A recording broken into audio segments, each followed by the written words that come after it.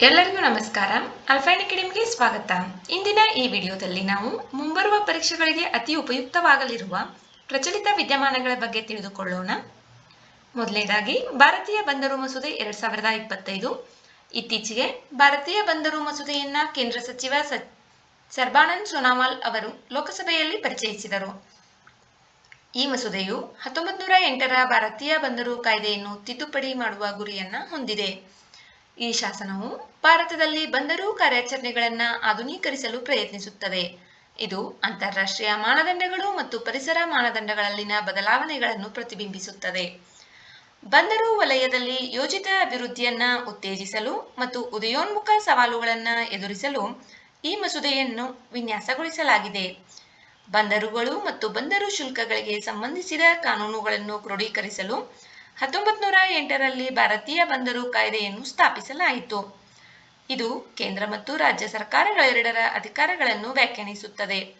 ಈ ಕಾಯ್ದೆಯು ಸುರಕ್ಷತೆ, ಸಂರಕ್ಷಣೆ ಮತ್ತು ಬಂದರು ಅಧಿಕಾರಿಗಳ ನೇಮಕಾತಿಗೆ ನಿಬಂಧನೆಗಳನ್ನು ಒಳಗೊಂಡಿದೆ. ಇದರ ಪ್ರಮುಖ ಉದ್ದೇಶಗಳು: ಮಾಲಿನ್ಯ ನಿಯಂತ್ರಣ ಮತ್ತು ಪರಿಸರ ಕಾಳಜಿಗಳನ್ನು ಪರಿಹರಿಸುವುದು, ಅಂತಾರಾಷ್ಟ್ರೀಯ ಕಡಲ ಕಟ್ಟುಪಾಡುಗಳ ಅನುಸರಣೆಯನ್ನು ಖಚಿತಪಡಿಸುವುದು, ಸಮಗ್ರ ಬಂದರು ಅಭಿವೃದ್ಧಿಗೆ ಅನುಕೂಲ ಕಲ್ಪಿಸುವುದು, ಬಂದರು ವಲಯದಲ್ಲಿ ವ್ಯವಹಾರ ಮಾಡುವ ಸುಲಭತೆಯನ್ನು ಹೆಚ್ಚಿಸುವುದು. ಮಸೂದೆಯಲ್ಲಿರುವ ನಿಬಂಧನೆಗಳು: ಮಸೂದೆಯು ಹಲವಾರು ನಿರ್ಣಾಯಕ ನಿಬಂಧನೆಗಳನ್ನು ಪರಿಚಯಿಸುತ್ತದೆ. ಉತ್ತಮ ಆಡಳಿತಕ್ಕಾಗಿ ರಾಜ್ಯ ಕಡಲ ಮಂಡಳಿಗಳ ಸಬಲೀಕರಣ, ಸಂಘಟಿತ ಅಭಿವೃದ್ಧಿಗಾಗಿ ಸಾಗರ ರಾಜ್ಯ ಅಭಿವೃದ್ಧಿ ಮಂಡಳಿಯ ಸ್ಥಾಪನೆ, ಬಂದರು ಕಾರ್ಯಾಚರಣೆಗಳಿಗೆ ಸಂಬಂಧಿಸಿದ ಪರಿಣಾಮಕಾರಿ ವಿವಾದ ಪರಿಹಾರಕ್ಕಾಗಿ ಕಾರ್ಯವಿಧಾನಗಳು, ವಿಪತ್ತು ನಿರ್ವಹಣೆ ಮತ್ತು ತುರ್ತು ಪ್ರತಿಕ್ರಿಯೆಯ ಮೇಲೆ ಹೆಚ್ಚಿನ ಗಮನ. ಕರಾವಳಿ ರಾಜ್ಯಗಳಿಂದ ಪ್ರತಿಕ್ರಿಯೆಗಳು: ಈ ಮಸೂದೆಯನ್ನು ಪರಿಚಯಿಸಿರುವುದು ಕರಾವಳಿ ರಾಜ್ಯಗಳಲ್ಲಿ ವಿವಾದಕ್ಕೆ ಕಾರಣವಾಗಿದೆ. ಅಧಿಕಾರದ ಕೇಂದ್ರೀಕರಣದ ಬಗ್ಗೆ ಕಳವಳ ವ್ಯಕ್ತವಾಗಿದೆ. ಪ್ರಮುಖವಲ್ಲದ ಬಂದರುಗಳ ಮೇಲಿನ ತಮ್ಮ ಅಧಿಕಾರ ಕಡಿಮೆಯಾಗುತ್ತದೆ ಎಂದು ಅನೇಕ ರಾಜ್ಯಗಳು ಹಾಗೂ ಈ ಮಸೂದೆಯು ರಾಜ್ಯ ನಿಯಂತ್ರಣ ಮತ್ತು ಸ್ಥಳೀಯ ಆಡಳಿತವನ್ನು ದುರ್ಬಲಗೊಳಿಸುತ್ತದೆ ಎಂದು ವಾದಿಸಿದ್ದಾರೆ. ನೆಕ್ಸ್ಟ್, ವಾಯು ಮಾಲಿನ್ಯ ಮತ್ತು ಆರೋಗ್ಯದ ಕುರಿತ ಜಾಗತಿಕ ಸಮ್ಮೇಳನ 2025. ವಿಶ್ವ ಆರೋಗ್ಯ ಸಂಸ್ಥೆ WHO ಮತ್ತು ಕೊಲಂಬಿಯಾ ಸರ್ಕಾರ ಆಯೋಜಿಸಿದ್ದ 2ನೇ ಜಾಗತಿಕ ವಾಯು ಮಾಲಿನ್ಯ ಮತ್ತು ಆರೋಗ್ಯ ಸಮ್ಮೇಳನವು ಇತ್ತೀಚೆಗೆ ಕಾರ್ಟಜೆನಾದಲ್ಲಿ ನಡೆದಿದೆ. ಕಾರ್ಟಜೆನಾ ಕೊಲಂಬಿಯಾದಲ್ಲಿರುವ ಒಂದು ಬಂದರು ನಗರವಾಗಿದೆ.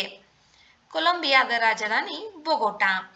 2040ರ ವೇಳೆಗೆ ವಾಯು ಮಾಲಿನ್ಯಕ್ಕೆ ಸಂಬಂಧಿಸಿದ ಸಾವುಗಳನ್ನು ಅರ್ಧಕ್ಕೆ ಇಳಿಸಲು ಜಾಗತಿಕ ಬೆಂಬಲವನ್ನು ಹೆಚ್ಚಿಸುವುದು ಈ ಕಾರ್ಯಕ್ರಮದ ಉದ್ದೇಶವಾಗಿದೆ.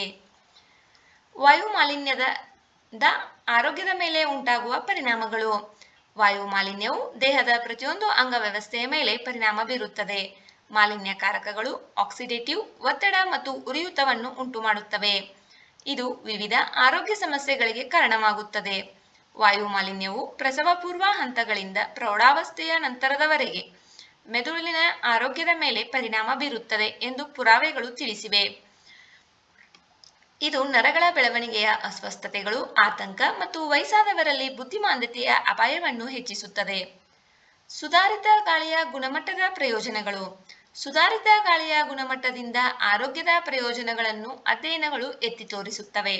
ಉದಾಹರಣೆಗೆ, WHO ಮಾರ್ಗಸೂಚಿಗಳನ್ನು ಪೂರೈಸುವುದರಿಂದ ಯುವಜನರಲ್ಲಿ ಸಾವಿರಾರು ಅಸ್ತಮಾ ಪ್ರಕರಣಗಳನ್ನು ತಡೆಗಟ್ಟಬಹುದು. ಸುಧಾರಿತ ಗಾಳಿಯ ಗುಣಮಟ್ಟದ ಸಂಭಾವ್ಯ ಆರ್ಥಿಕ ಪ್ರಯೋಜನವು ಗಣನೀಯವಾಗಿದೆ. ತಪ್ಪಿಸಿದ ಆರೋಗ್ಯ ವೆಚ್ಚಗಳ ಅಂದಾಜು ಶತಕೋಟಿಗಳನ್ನು ತಲುಪುತ್ತದೆ. ವಿಡಿಯೋ ನೋಡಿದ್ದಕ್ಕಾಗಿ ಧನ್ಯವಾದಗಳು. ವಿಡಿಯೋದಲ್ಲಿರುವ ಮಾಹಿತಿ ಉಪಯುಕ್ತವೆನಿಸಿದರೆ ವಿಡಿಯೋಗೆ ಒಂದು ಲೈಕ್ ಮಾಡಿ. ಮತ್ತಷ್ಟು ಮಾಹಿತಿಗಾಗಿ ನಮ್ಮ ಚಾನೆಲ್ನಲ್ಲಿರುವ ವಿಡಿಯೋಗಳನ್ನು ವೀಕ್ಷಿಸಿ. Thank you.